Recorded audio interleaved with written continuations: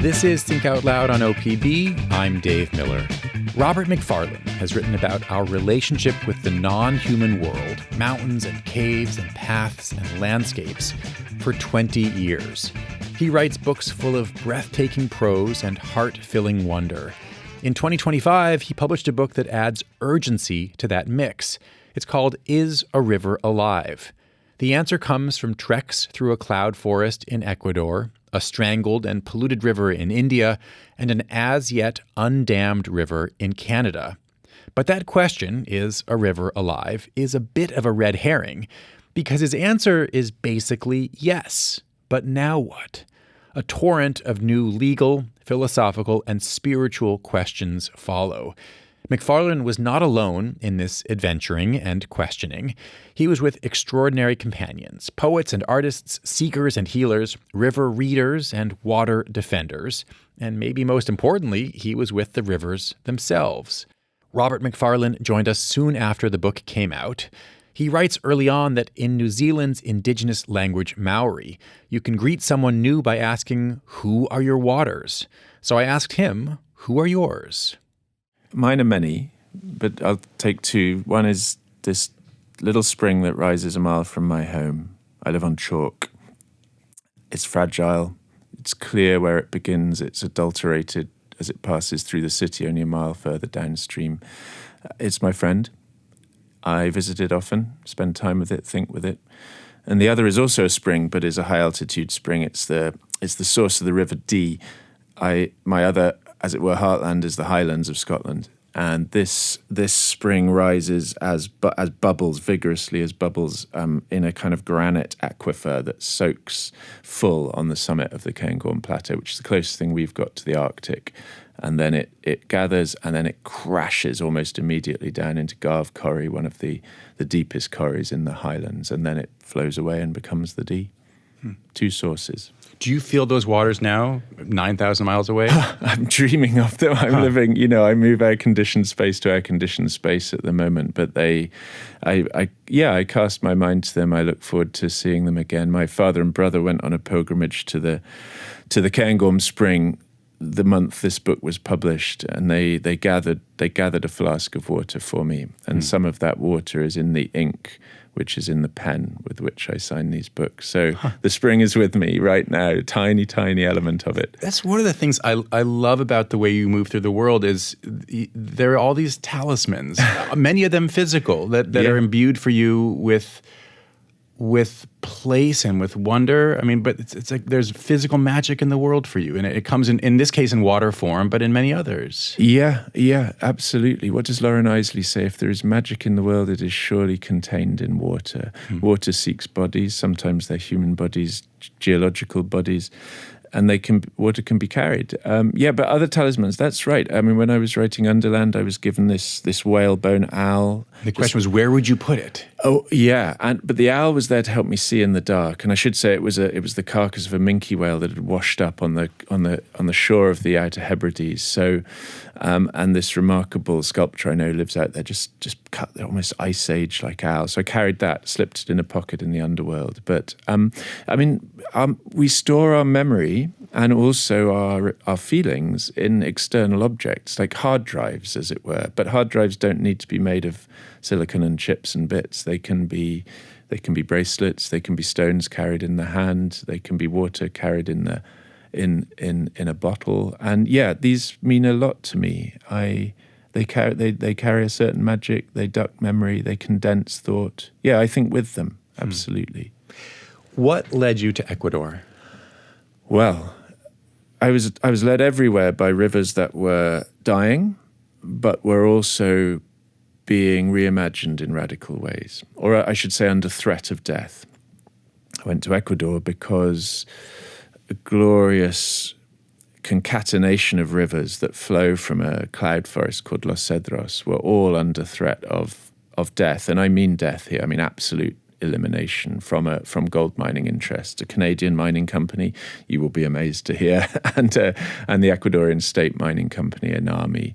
And a cloud forest is a river maker. It grows rivers, and rivers grow the forest.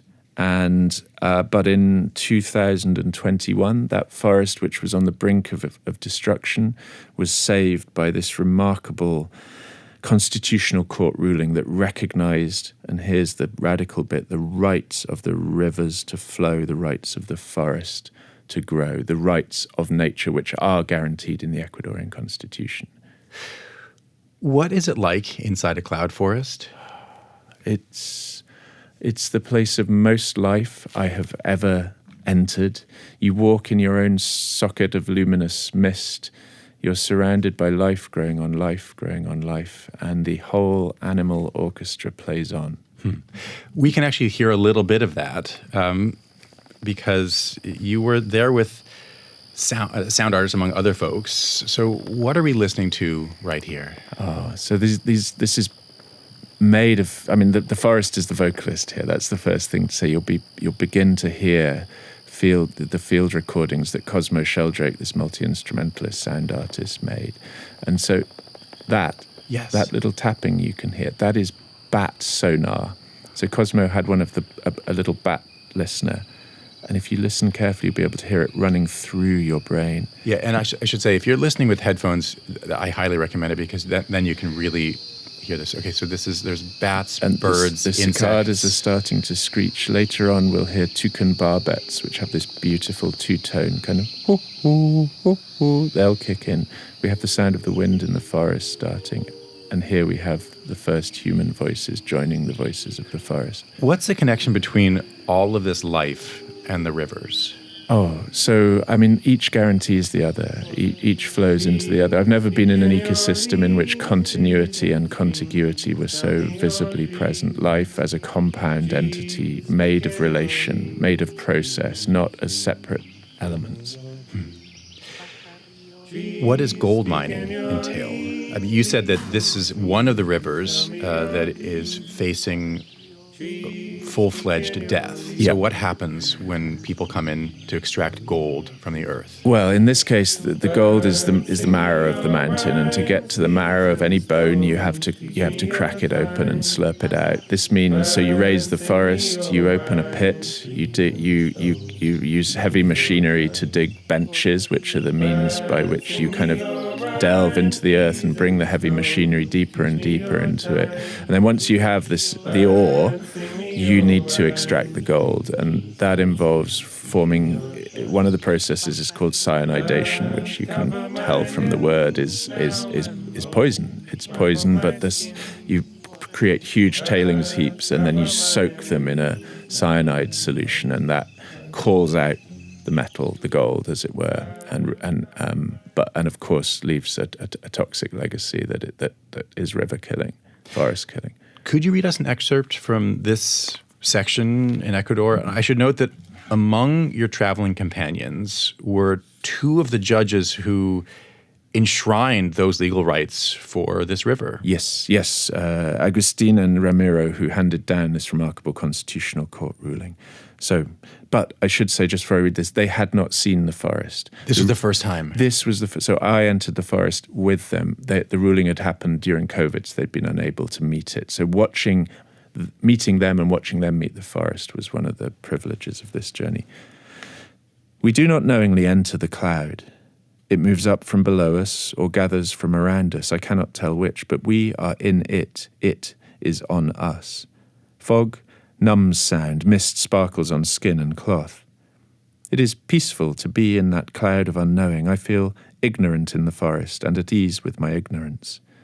Any questing after fact and reason is overwhelmed by profusion and difference. The path thins towards nothing. We begin to crisscross the Rio Los Cedros more often, working slowly uphill, following the water's path back into the higher forest. A white noise becomes audible at the edge of things, then fills the gaps between them, rising slowly to a roar. We turn a corner. Silver surges through green. A wide, white veil of waterfall is above and ahead of us, 30 feet or more high and 20 feet or so across, crashing into the wide pool it has hollowed from the bedrock over thousands of years. This is the biggest waterfall on the Rio Los Cedros. Spray mist floats and dances, rainbowed where the sun finds it. The invitation is not to be refused. So I stripped to my shorts and wade in, boulders slippery underfoot, my arms out for balance like a funambulist's, feeling steel manacles of cold slide up my legs from ankles to knees to thighs, and then I just launch myself, huffing with the shock, and strike out across the pool towards the waterfall. Others follow me in, first Juliana and Cesar, then Ramiro, who yells so loudly he sets the forest echoing and startles birds from the trees, and then Agustin, who peers molishly without his spectacles and is tentative on the greasy rocks. I swim back across the pool and wade out to help Agustin. He reaches out both hands for support. I take them and guide him in, him stepping forwards and me backwards.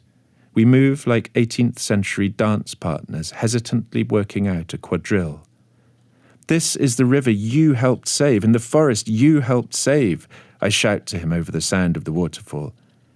I was only one among very many, says Agustin, and the forest spoke for itself, spoke to us all. We embrace. I am touched. When we reach the deeper water, Agustin releases my hands and leans forwards into the river, feels it take his weight, support him, and then he swims in neat breaststroke across to the base of the waterfall. I watch in surprise as Agustin first stands up, then backs into the white veil of water so that it's pummeling his head and his shoulders. He lifts his head back, closes his eyes, flings his arms out wide, and stands there, cruciform, with an expression on his face partway between joy and agony. That is the beloved and best-selling author Robert Macfarlane reading from his new book. It's called Is a River Alive?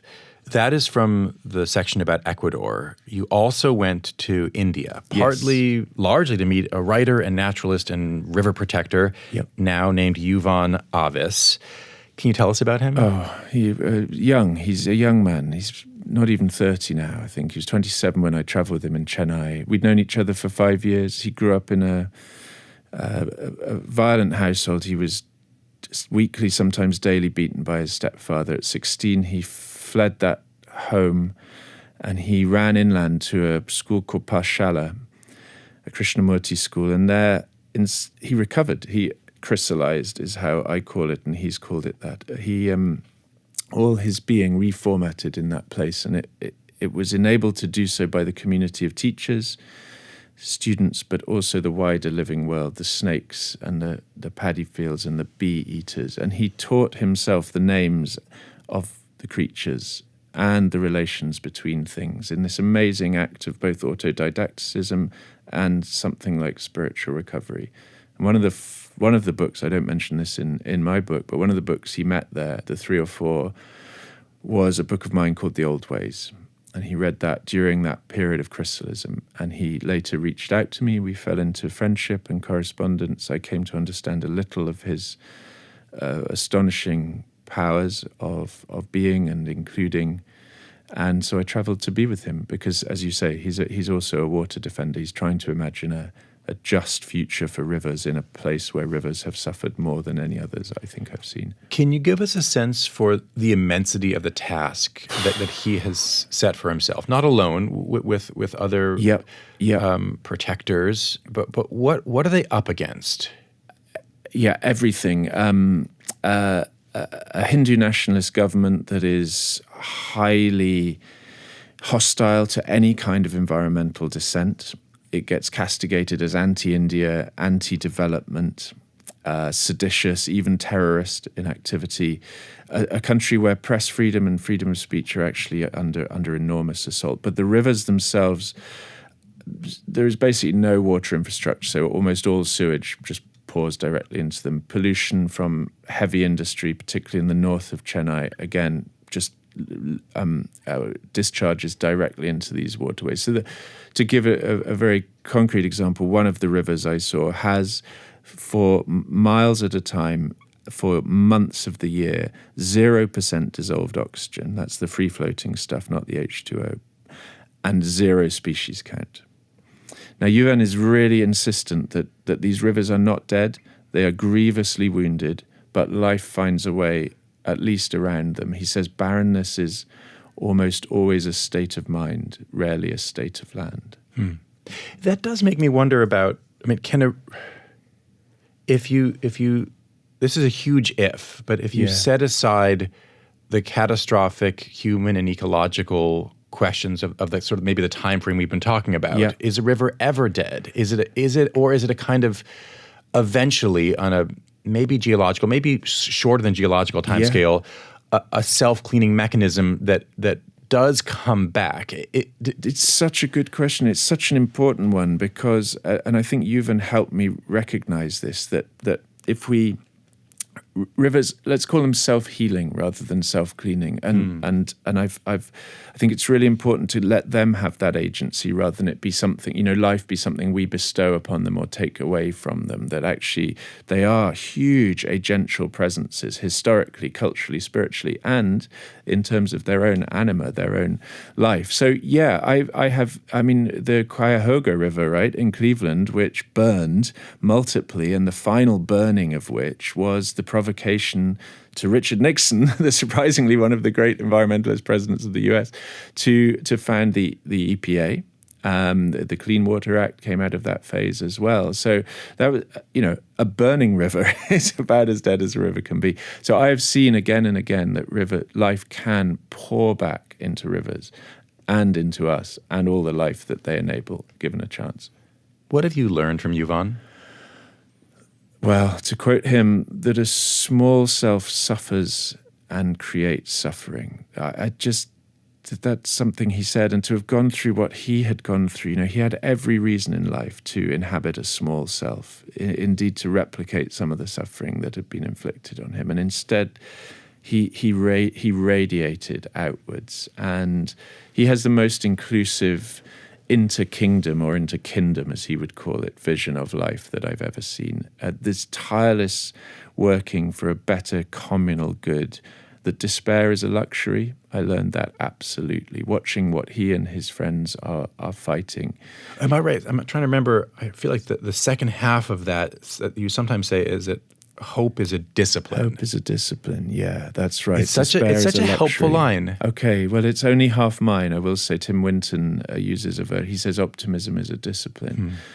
By it, I mean, and again, I saw this absolutely in action in Yuvan, though also all over the world, that hope has one foot in fantasy, the dreaming of a world otherwise, the dreaming of a river alive again, and the life around it enlivened by that life.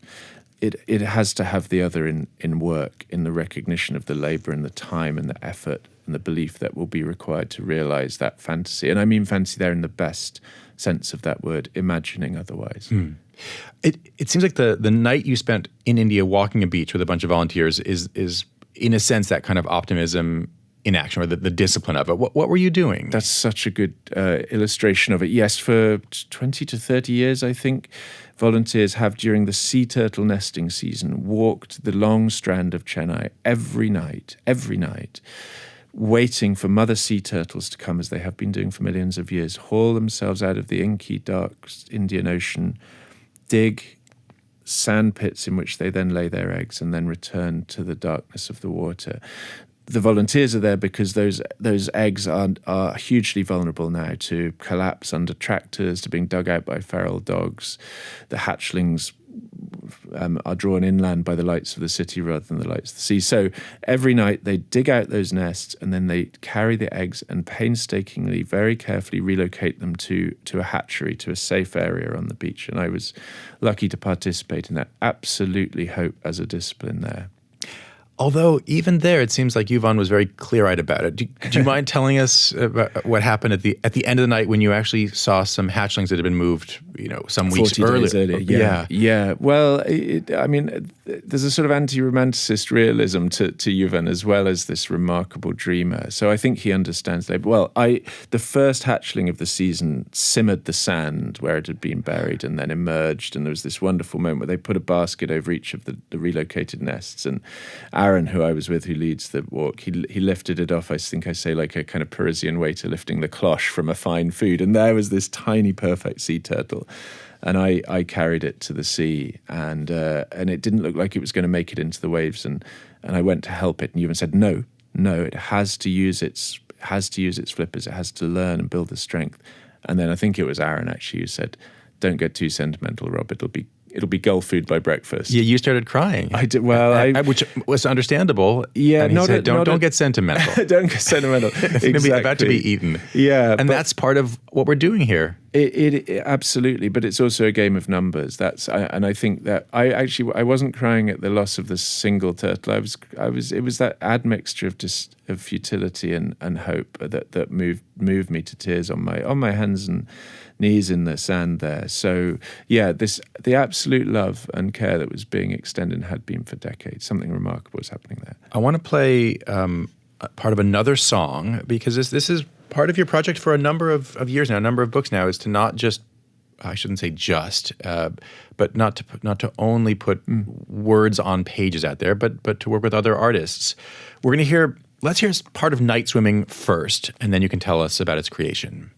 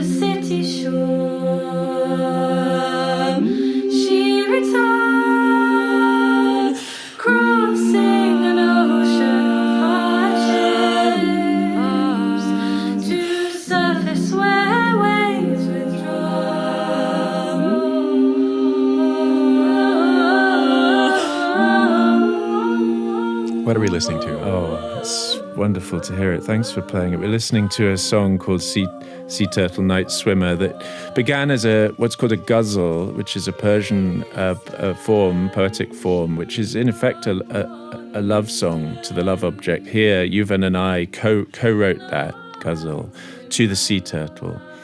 And the text was taken up by a composer called Lydia Samuel. And what you're hearing is that setting, those words sung by the extraordinary 9-voice choir vocal ensemble Howl. And I love the plain chant. It has that reverence, it has that awe at these night swimmers, these mothers who have been coming through the darkness for millions of years. So it was a celebration, but also a recognition of their vulnerability in the face of us. So over the last 20 years or so, the rights of nature movement has been building steam all over the world. And you note that rivers, above all, have been the focus of the movement. Why rivers as opposed to other natural features? They seem most alive, I think. They also appear singular. So we can imagine granting rights to a river, though as soon as we speak of a river, the question arises, what is a river? Yeah. And here is where many of the complexities come in. Rivers wander over national boundaries. They are quote unquote owned by different nation states. There are many different interests competing to use them. So even as there is an elegant simplicity to the notion of a river being a rights-bearing being, presence, force in the landscape, which I believe it is and should be, many human complexities attend that question. 8 years ago, the New Zealand Parliament passed a law that legally recognized a river as alive and as an ancestor to an indigenous group. It said it recognized the entity as, quote, comprising the Wanganui River from the mountains to the sea, incorporating all its physical and metaphysical elements. Wow. Isn't that amazing? It is. And what you're getting to there is that even the physical elements, the mouth, tributaries, flood zone, riparian areas, even there, it can be complicated, but I think a little bit easier to understand and imagine writing down in words than the metaphysical elements, to me at least. Let me stop there, because it seems like you're not necessarily in agreement. I've spent 4.5 years traveling with river people and rivers and river ideas. So to me, it makes absolutely perfect sense that we should understand a river as comprising its metaphysical as well as its physical. Right. Elements. No, but I'm wondering is what. All I was saying is that the physical side is a little bit easier, I think, to understand. What do you mean by the metaphysical side? Well, rivers run through us.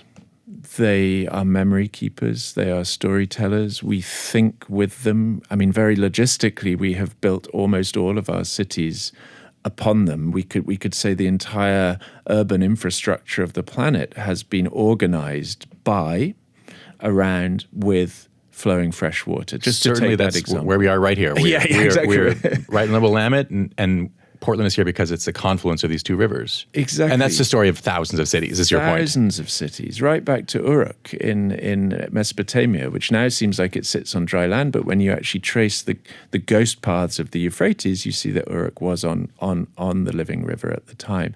But spiritually, I described the spring near my home recently as a friend. And I do feel that. And often I hear particularly people from indigenous communities speak of river as relative.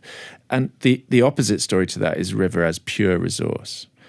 And the recognition of river as resource and the use of river as resource has been vital to human flourishing. And I'm not arguing that we need to abolish it entirely. It's completely impractical, inhuman. But it has risen up to overwhelm the recognition of river as friend, river as relative, river as metaphysical accomplice. Why do you think that nature's rights, legal movements, are proliferating now, in this moment? Emergency. I think we stand on a crumbling ecological brink. We stand in a position of immense planetary precarity. And there's a line from Barry Lopez, the late great Barry Lopez, that I quote that forms the epigraph to one of the sections. We are searching for the boats we forgot to build.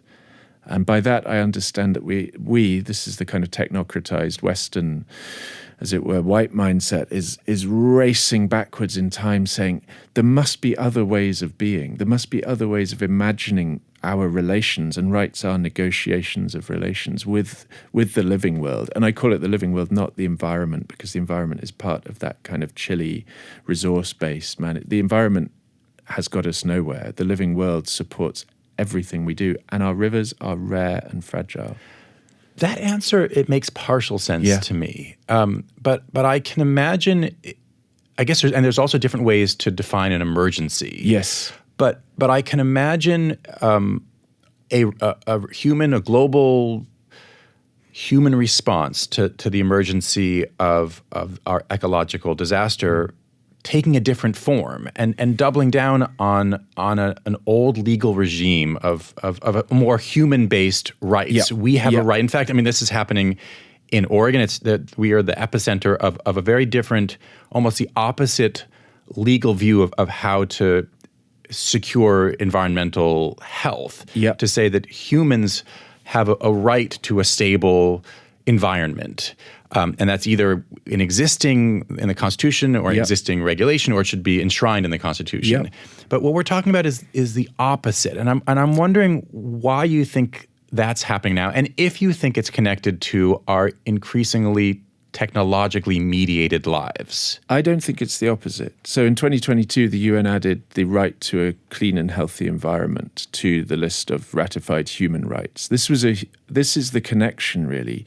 Broadly, what is good for the living world is good for us as well. So I think decoupling that opposition between human rights and the rights of nature is something I'm always keen to do. Oh, so in your mind, they're not as in opposition as they seem? No, not at all. And in their best forms, they're absolutely in continuity with one another. You use the word abstraction to talk about rivers, and I realized reading the book that I was completely misunderstanding literally what you were writing about. I had to look this up, and I learned that there's this hydrological definition to abstract rivers is to draw water from it. Yes. When I'd been reading it, and there were a couple pages early on when you're talking about abstraction, and I was reading it as taking something that's more tangible and turning it into some kind of a less physical, less tangible, less legible object, making it abstract. Okay. And it actually made sense to me. And to me, that helped me understand at least this own sort of developing theory of why this movement might be catching on now, that for a lot of us, rivers have become that version of abstracted. Yes. And we want to reverse that and to make them more physical and more real to us again. Absolutely. To individualize them, to name them, to recognize. I mean, in my country, England, all our rivers are dying. And that sounds melodramatic, but we have told a very new story about our rivers, which is the story of privatization, water as liquid asset, private equity companies from all around the world coming in, raking vast dividends out of that water, floating water on the stock market. And the result has been a deterritorialization of water, the collapse of ecological and social and cultural systems around them. We're in a terrible crisis, and that crisis born of a story. I sometimes say it's a crisis of imagination as well as legislation. So reimagining rivers and rights is one way to do that, but not the only way to do that. Seems absolutely vital to ensuring their future flourishing and ours with it. Let's turn to the third big part of the world that you went to for this book. Why did you go to Quebec, to a river that the First Nations Innu people call the Mutuhekau-Shipu?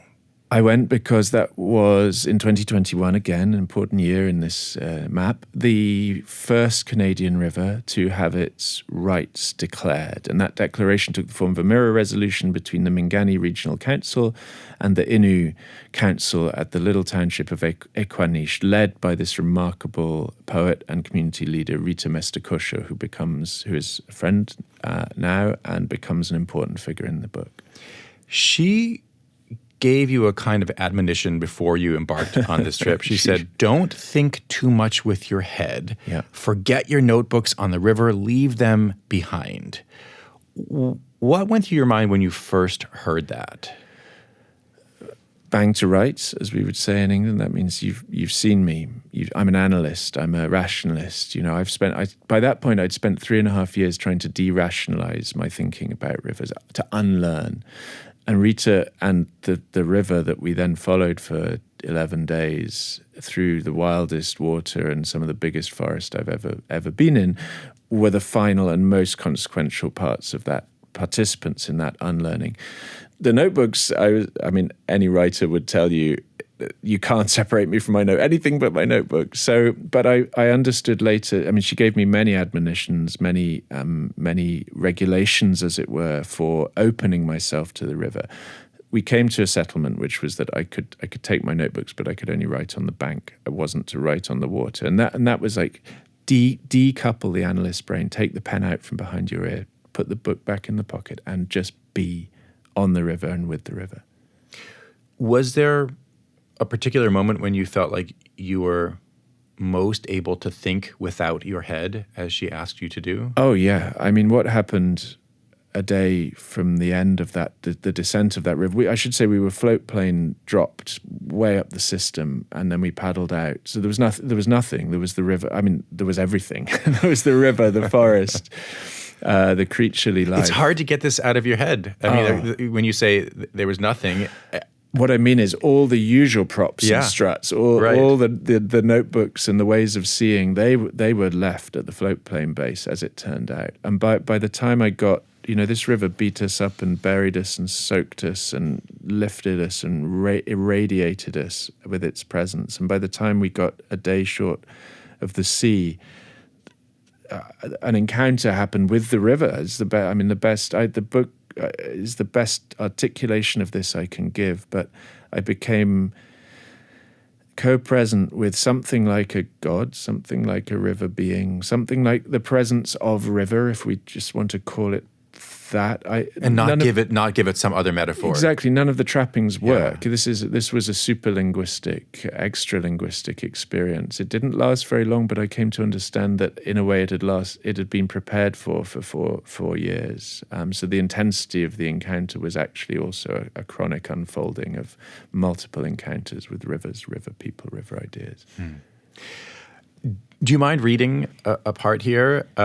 It's not an exaggeration to me to say that you could have died on this river at least once, and you have a pretty harrowing part here that it would be great if we could hear. Yeah, I will just say that this is not the encounter with the river being that I mentioned. Right. That comes a little bit later. This is where the river is starting to absorb us and tumult us, and also is starting to liquefy language. To run water which is far bigger than your ability, you at least prepare with care. You cinch everything tight, you tuck everything away that might snag. My river shoes have a 2mm nylon cord loop lace on them. It's the thing I worry about most. That cord is more than strong enough to hold my body if it snags on a submerged rock and comes under tension.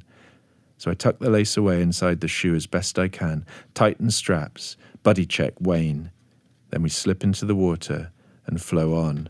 And within seconds, the first wide green slope has me, and I glide over and down it and hit the 6-foot-high face of the first standing wave, and the tip of my boat plunges deep into it, then lifts up shuddering out of water thick as cream, and I begin to rise up the face of the wave, but then it picks me up as if I were driftwood, and tilts me upwards at 45 degrees, and spins me through 180 degrees, so in an instant I realise through a blur of fear, facing upstream against time's flow and downwards into the hole at the wave's base, into which I am surely now to be plunged, but then I cannot understand what is occurring, because effect has not followed cause. A second passes, then two, then a third, and I am still there, suspended in that same absurd, astonishing position, canted on the tilted crest of the wave, which is reforming itself continuously around me, facing up time and down world, and I see that by some prestidigitation of river physics, I am being held there, unintentionally surfing this monstrous wave backwards, no, being juggled by this wave, and all around me from shore to shore are more standing waves, but then suddenly river has had enough of its game, and I feel the slide and lift of the back of my boat up and over the vertical, and I'm staring straight down into the hole at the wave's foot. And then I'm airborne and slammed into the hole, head first and upside down. I am exploded out of the boat on impact as if hurled from an ejector seat down into the white hole. And river is punching fingers up my nostrils, and river is ramming fists into my mouth and down my throat. And I'm deep down now, but the right way up, so I grab handfuls of water and haul for the surface on them, as if they are holds on a cliff or rungs on a ladder. But they dissolve under each grasp, and I'm kicking out and feel my feet bang against the rocks on the riverbed, and one of them catches briefly.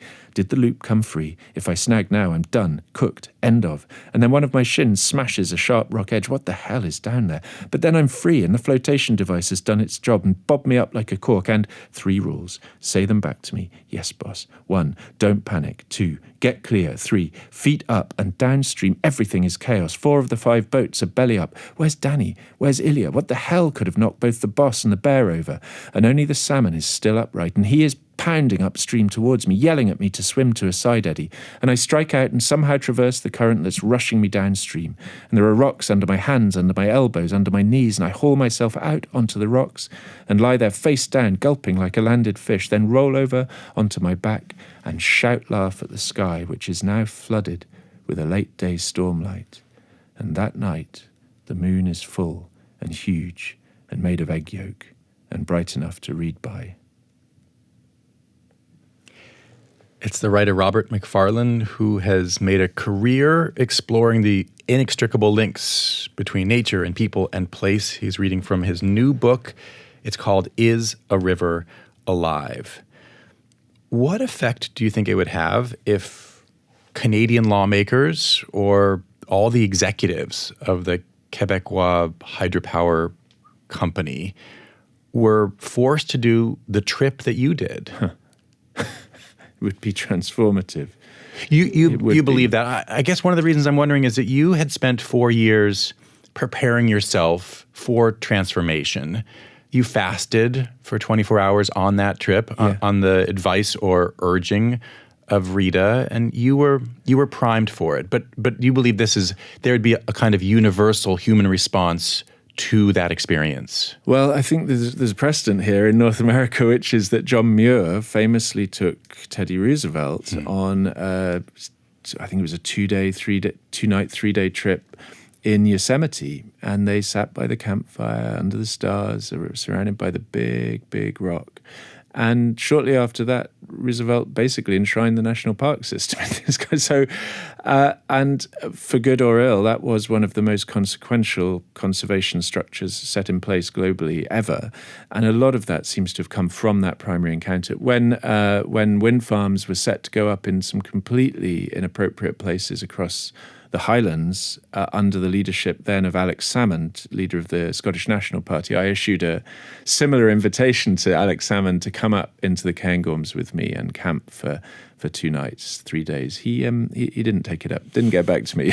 But I think, primary encounter is the source of so much passion and love and incontrovertible belief, understanding, knowledge of the inseparability of the living world in us. So even if that takes the form of doffing a suit, getting in a kayak, meeting a river on its terms, not on the terms of hydroelectric dam manufacture, at the very least the experience will modify, if not convert.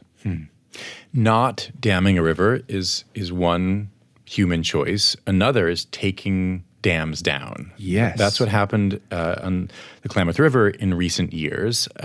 In our backyard here, how much attention have you paid to what's been happening in Southern Oregon and Northern California? Obsessive, fascinated attention. It's become the most hopeful story, I think, in a hope-stripped last few years for me. I speak of it often. We have de-damming projects of much smaller scale beginning to occur in my country as well.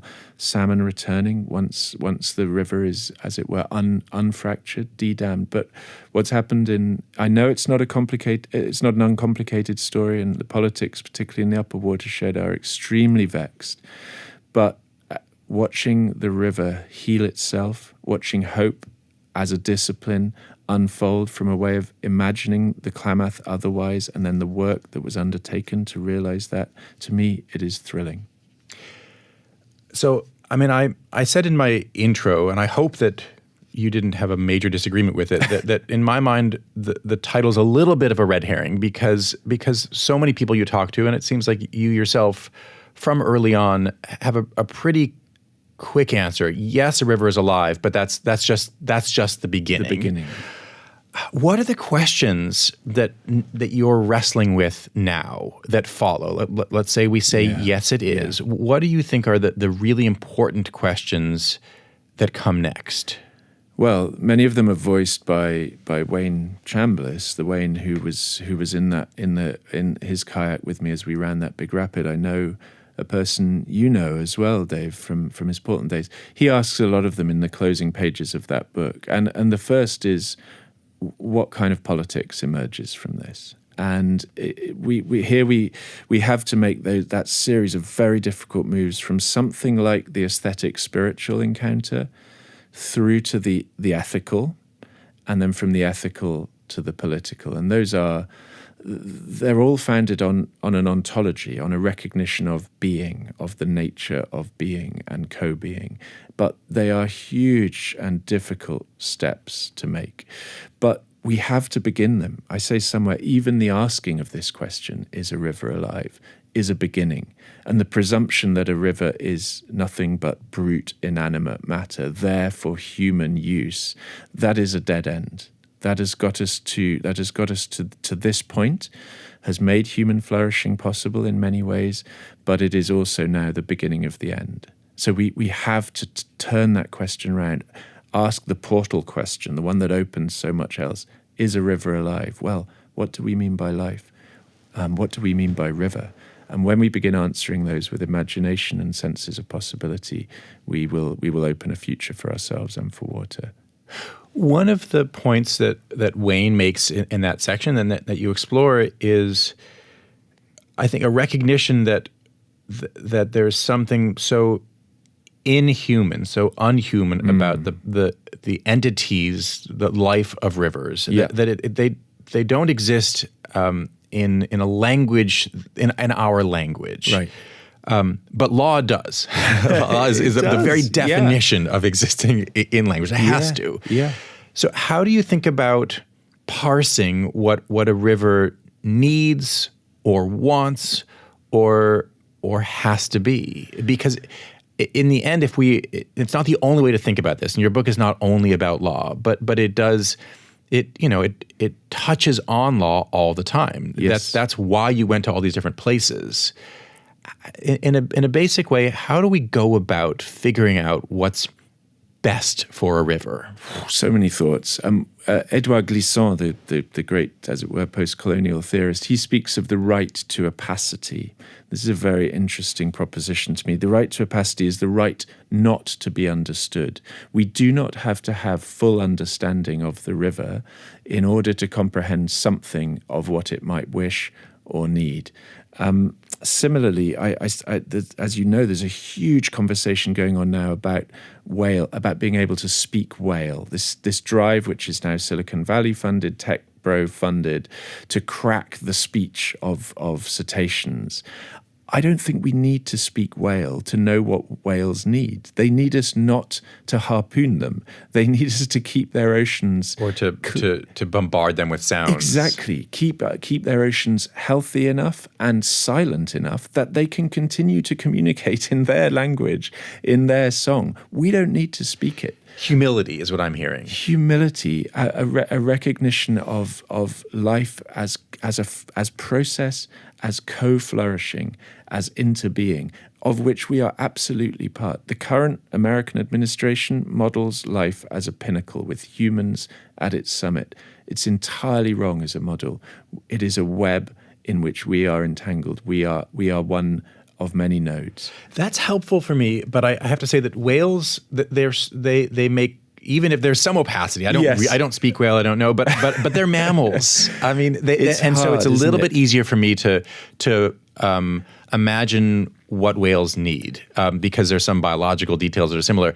Does a river want to flow? Well, to read across from whales, and I will absolutely agree that the notion of life and of intent becomes dimmer and less scrutable to us as we move from human to mammal to plant to fungus to water. Okay, we disappear into the mist there. But I think the analogy holds usefully with whales.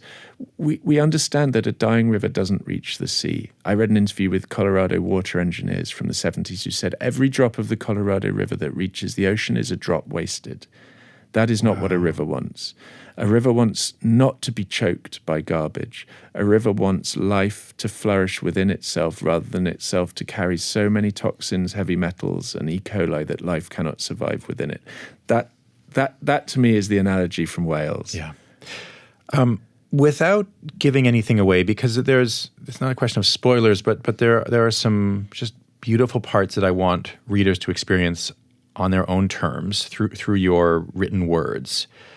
There is a sense of the porousness of life and death that's woven throughout this book in so many of the people that you ended up traveling with and being with along these rivers. Not always, I think, often not intentionally, but it just so happened that a lot of these people were dealing with mourning in different ways.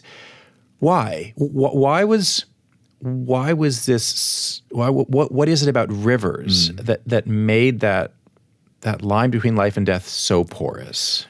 Porosity is a really fine way of putting it, and reminds me of this line of my friend Horatio Clare's that I like to quote, that I carry with me: "The boundary between life and death is porous both ways to love."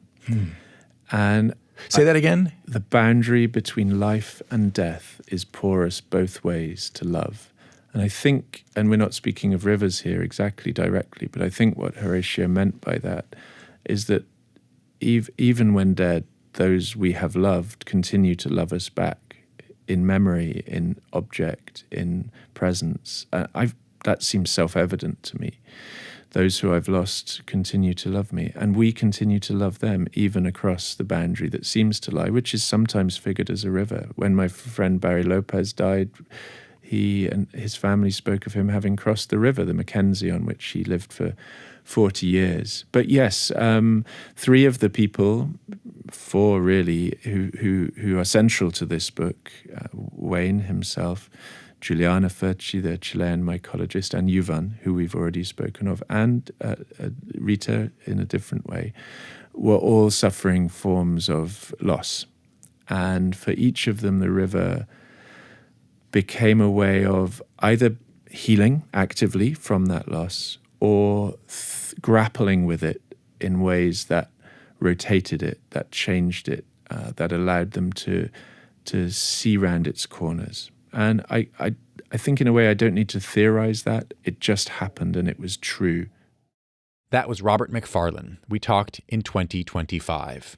Coming up tomorrow, officials from the U.S. Chemical Safety Board are in Longview to investigate the chemical disaster that killed 11 people at a Longview paper mill last Tuesday.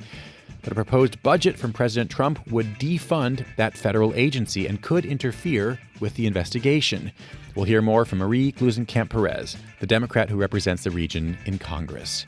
Thanks so much for tuning in to Think Out Loud on OPB and KLCC. I'm Dave Miller. Have a great day. Think Out Loud is supported by Steve and Jan Oliva, the Rose E. Tucker Charitable Trust, Michael, Kristen, Andrew Kern, and Anna Sanford, the Jackson Foundation, and the Kevin and Amy Constam Family Fund.